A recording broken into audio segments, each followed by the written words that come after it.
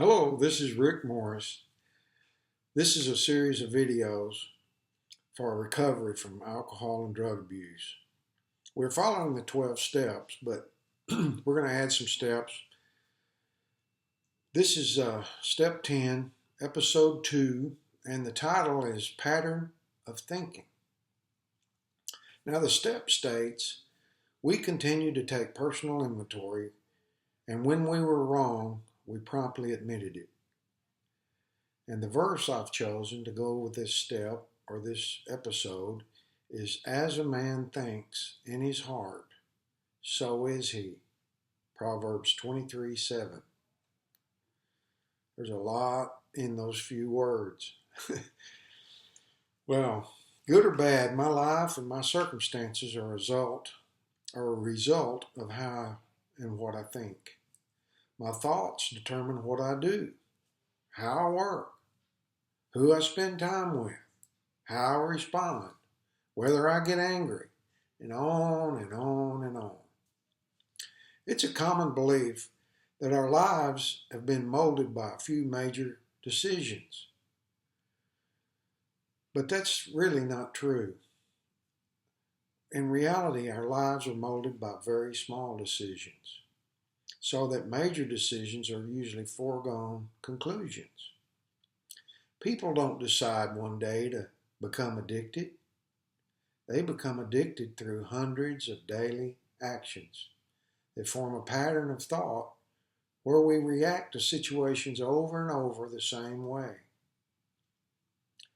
Now, back in step 6, we were talking about cravings, and we used an analogy. Well, analogies are good. I mean, they make complicated issues easy to understand, but they break down at some point, especially if we carry them too far. But I brought up the fact earlier that humans are made up of 3 parts: body, soul, and spirit. Now, in this analogy I'm going to use, a human is riding in a car and it passes a candy store. Picture the body as being a 4-year-old in the car. The soul, which is our emotions, is the teenager in the car, and the spirit is the adult in the car. So we got body, soul, and spirit. We got 4-year-old, teenager, and adult. Now the body, the 4-year-old, gets a craving and starts screaming over and over very loudly, "I want some candy. Candy, candy, candy. Pull in there. I see the store. I want some candy." The soul, the teenager, finally gets enough of the crying and emotion in their emotion, and the soul's emotion shouts, "Let's stop and get some candy so this baby will shut up." Now, the spirit, the adult in the car, rises above the chaos and says, "No, we're not stopping for candy today. That's not what we're about. That's not what we're going to do." So you have a picture of the body, soul, and spirit, this analogy of a 4-year-old, a teenager, and an adult being the body, soul, and spirit. Now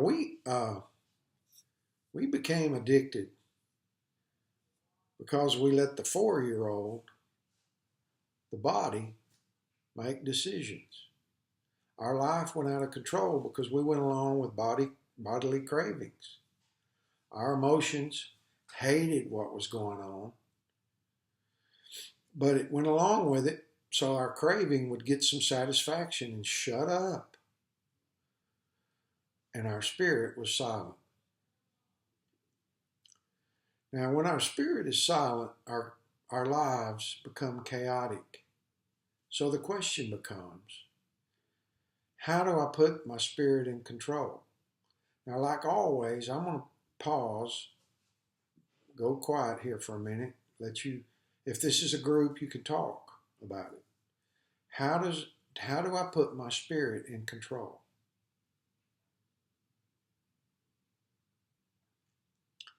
Well, my answer is tell God. I want to take the decision making away from my body and emotions and give it to my spirit.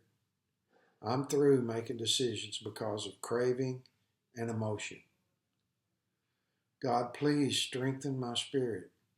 I really don't understand that concept, but I can see that you're the one who has the power to change the way I think. I do not want to fall back into my old ways. I want to be a new person. Renew me from the inside. Put order in my life where there was chaos. I want to be free. Lord, you're the only one that's powerful enough to help me with this. And I don't understand it all, but I lay myself down at your feet and I ask you to help me. Now, we're going to move on to the next episode, and you do the work that you need to do on your knees with God.